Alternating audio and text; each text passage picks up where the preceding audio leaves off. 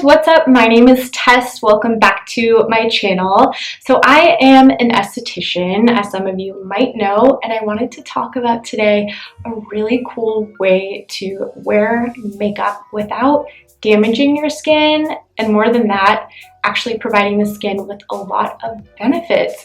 So what I want to talk about today is mineral makeup. It's been around for a while, and it is a type of makeup that's really beloved by dermatologists, estheticians, makeup artists, because it is non-comedogenic, so it doesn't clog the pores. It has anti-inflammatory properties because of the ingredients. It offers some great sun protection, and it's actually very healing and protective to the skin. So you can wear it in all types of scenarios, from working out to airplanes, and you're really just providing your skin with a lot of benefits. A lot of estheticians actually apply mineral makeup at the end of the facial. Like, can you imagine any other scenario when you would have makeup put on your face after a facial? So it is that wonderful for the skin. It's kind of just an extension of the facial, and I feel like not enough people talk about mineral makeup, so I wanted to highlight it and just show you guys there is an option for wearing makeup if you are somebody who doesn't feel comfortable going without it. There's a lot of options for you. There's so many great brands. I'm going to talk about a few and some of my favorite products and show you how versatile they are. So I think mineral makeup is so awesome. And yeah, let's just go ahead and get into the video. If you guys like this video, please give it a big thumbs up. Don't forget to subscribe, and yeah, let's just get into it. Okay, so let's just get into the little get ready with me. I have a few products I wanted to show, and there's so many amazing mineral makeup brands. I'll show you guys a couple of my favorites. So for my primer and my foundation, I have these two by Iredale. It is a line we sell at Dermaplus, and it is a non-toxic line, and I find the formula is really advanced for mineral makeup. I actually tried the Bare Minerals tinted moisturizer, and I didn't love it for some reason. I do tend to have drier skin, and one thing I'll say about mineral makeup, you just have to find, if you've had kind of a frustrating experience with it, maybe try a different brand, because I have also had weird experiences, and that's why I never really leaned into mineral makeup. And I was using my oil-free Laura Mercier for the longest time, so this is the start of a beautiful new relationship with mineral makeup. But in the past, I found that it kind of clung to my dry patches, and sometimes mica, which is an ingredient in a lot of mineral makeups, that can kind of cause a little bit of just uneven texture if you have acne. So that is something to maybe look out for if you are acne prone. And there's another ingredient called bismuth oxychloride, which can be a little bit of an irritant. So like any product, there can be irritation or just maybe you don't love it. So I'd say try a different formula. So I'm going to go ahead and just apply my primer. I love this primer, and it's incredible for dry skin, which is me. But I'm also a little bit acne prone, so that's why I really like mineral makeup. It's so incredible that you can wear makeup, cover blemishes, and not have to worry about the makeup impacting your acne.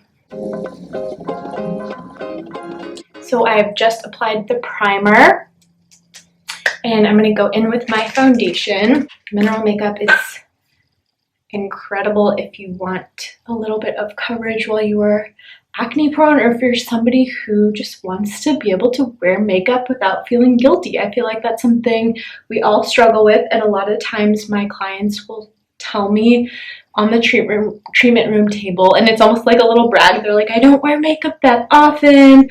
Or on the other side, they'll say they can't go anywhere without it, and that's why their skin suffers, because they're wearing makeup all the time. And I can tell when I'm looking at a skin that has that under the surface congestion, that it is caused by a certain type of makeup. And a lot of the popular brands or things you may see on YouTube beauty influencers use and different people using, a lot of times these makeups just give such a thick barrier that oxygen can't get into the skin, so that's when acne really thrives.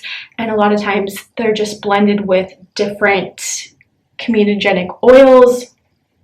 Sorry, I'm not doing a very good job of like continuing to apply my foundation.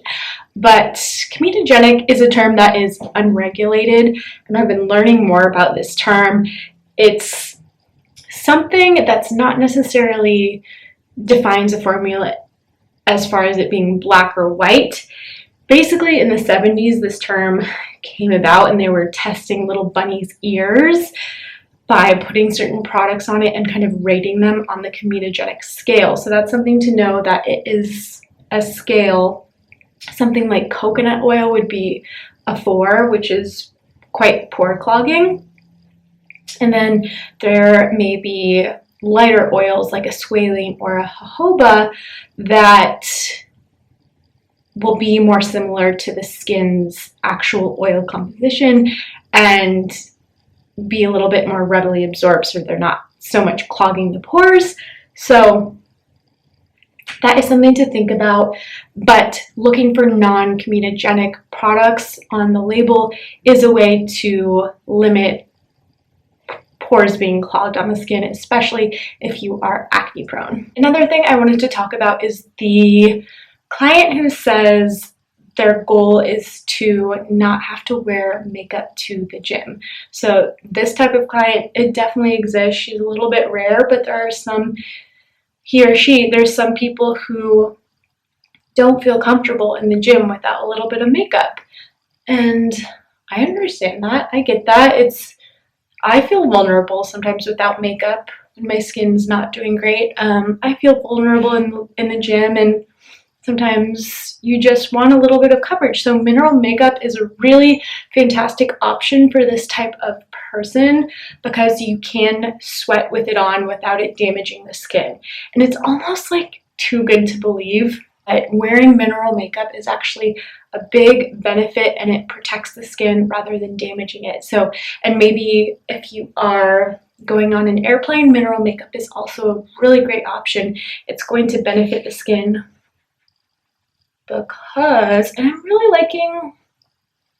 I'm liking the coverage of this. I would say it's light to medium, a little bit more on the lighter side. It's almost like a tinted moisturizer. It's very light and pretty, and I would say dewy.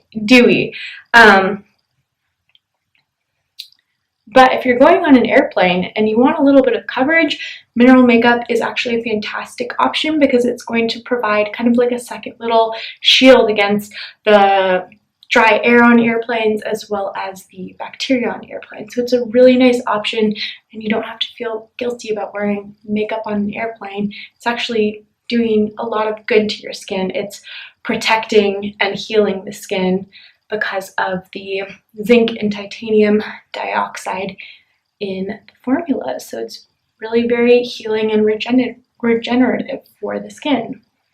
Another benefit is that it provides a little extra protection from the sun. So if you are photosensitive, if you are wearing retinols, if you have done a peel, mineral makeup is a really good option for getting a little extra sun protection. I'm going to kind of set my foundation with a little bit of powder. I don't use a lot of powder because I am a little bit of a drier skin type, but my little secret is I like to set using bronzer so I get a little bit of a tan at the same time.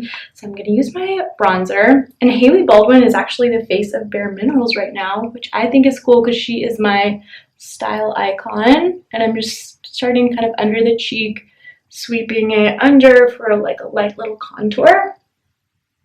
Bringing it up to the temples. And I always do a little like inverted 3 under the jawline.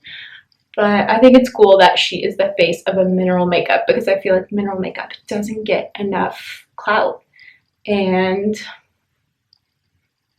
I just think it is awesome and it should be more mainstream. I feel like a lot of people, again, have just had a weird experience and they just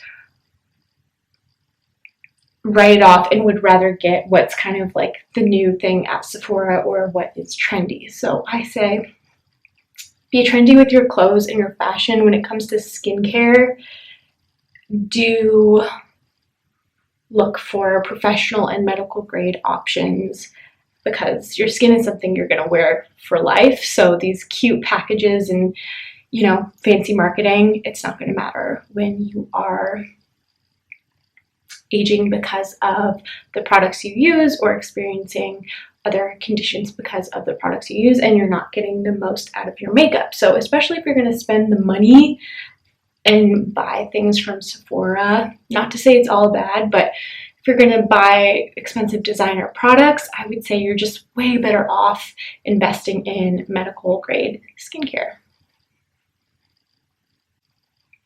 I like to do most of my bronzer at the top of the forehead because I feel like it just makes it look smaller. While I'm at it, I'm also going to use, so I'm going to use both of these as like my eye makeup as well.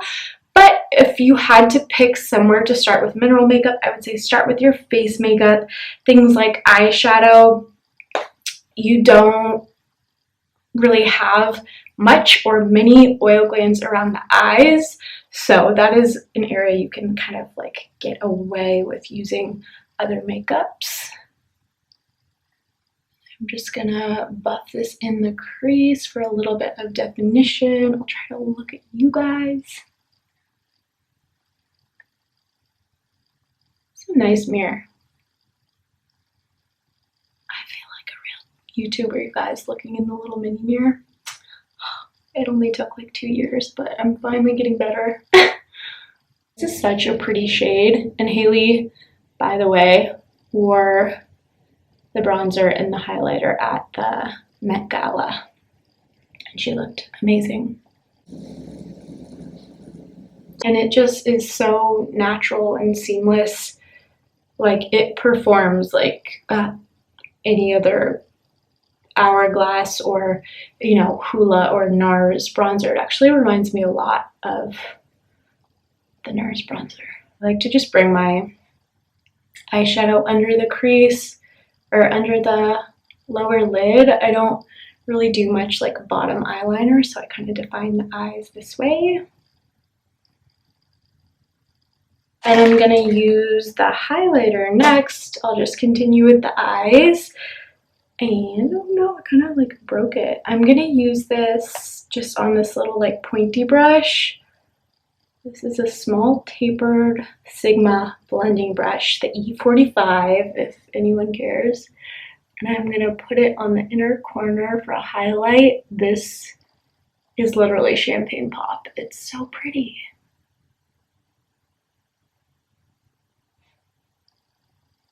And if you were to get it wet, I bet it would be even better. You guys, I'm dead. Okay, I'm gonna use it up here. And then, why not? I'm gonna put it on the lid with my finger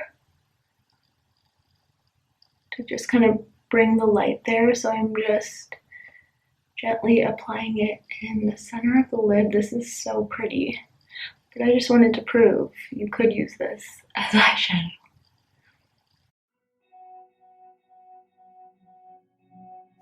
It's just crazy, like I could wear this on an airplane and not need to feel bad about it.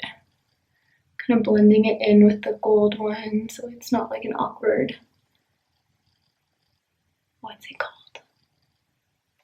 Giveaway that I'm wearing 2 shades. If you guys have tried mineral makeup, if you wear it, if you like it, even if you hate it, I want to know what your experience has been. So let me know in the comments below. Okay, and oh gosh, I didn't really bring my little fan brush, so we're gonna have to improvise. Maybe I'll use the bronzer brush. I'm gonna do a tip of the nose highlight and above the Cupid's bow.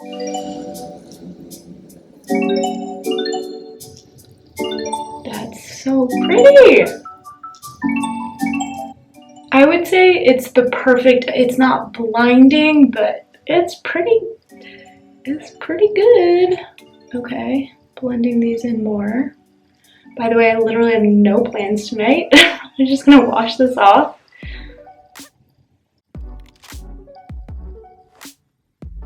Okay. I'm no makeup expert, by the way. I'm average, but it's funny because I started out on YouTube doing makeup videos. I've just always loved makeup, but I don't have any special talent for it. I curl the lashes.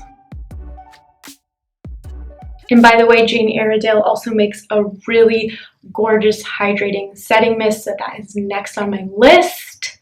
Although, I will say with mists, a lot of people think you're supposed to just like continuously mist your face throughout the day. You don't want to do that because it actually draws the moisture out, but use it to set your makeup, help things kind of blend more seamlessly when you want to. And this will be just like an easy everyday, could wear this to work kind of vibe, or just like go about your day.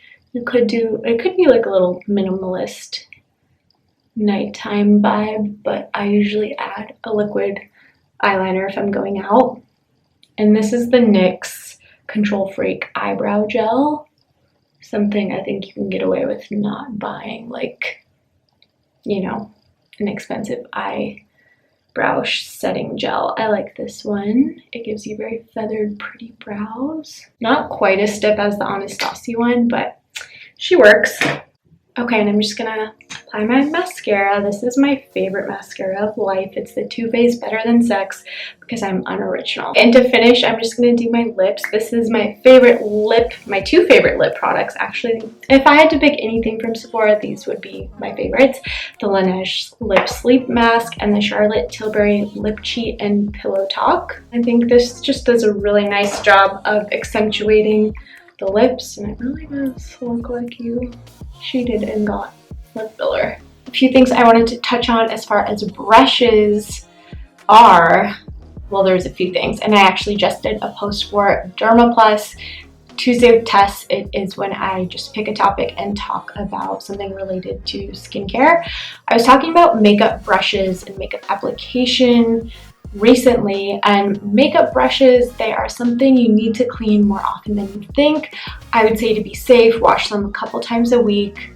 I'm a little bit over the top and I wash them after each use. I know that sounds silly, but each time you are dipping the brush in the product, applying it to your skin, back and forth, you are picking up bacteria and spreading it around your face along with the dirt and debris and the makeup. So I just like to keep it as clean as possible.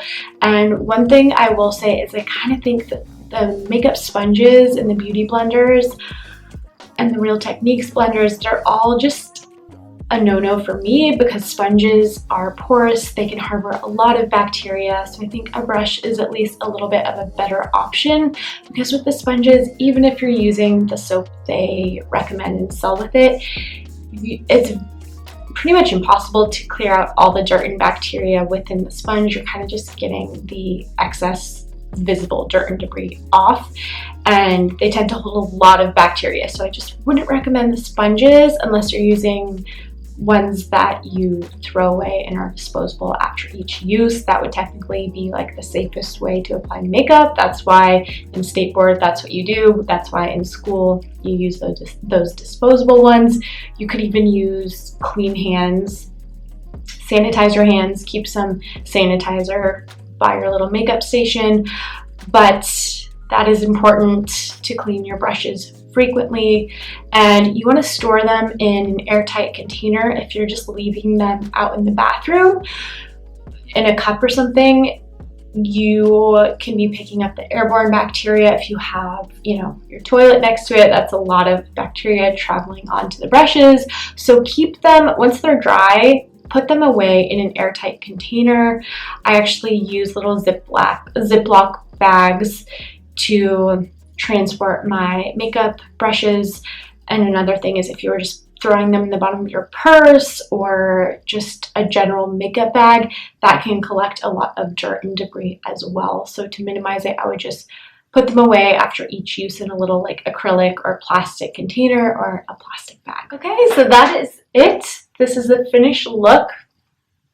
of me staying in the hotel, not going anywhere. But this is my little finished look. You could wear it to do literally anything, and the main point is that you are not compromising the skin while wearing makeup. So that is something that is, I think, so cool and almost like magic. So I really wanted to share it with you guys, especially those of you who are struggling with acne, or you are just looking for a more professional way to wear makeup without, again, damaging your skin. This would be it. So thank you guys so much for watching. I appreciate it. As always, we are growing, and it's a beautiful thing to see. So don't forget to follow me on Instagram. I'll put my little handle here.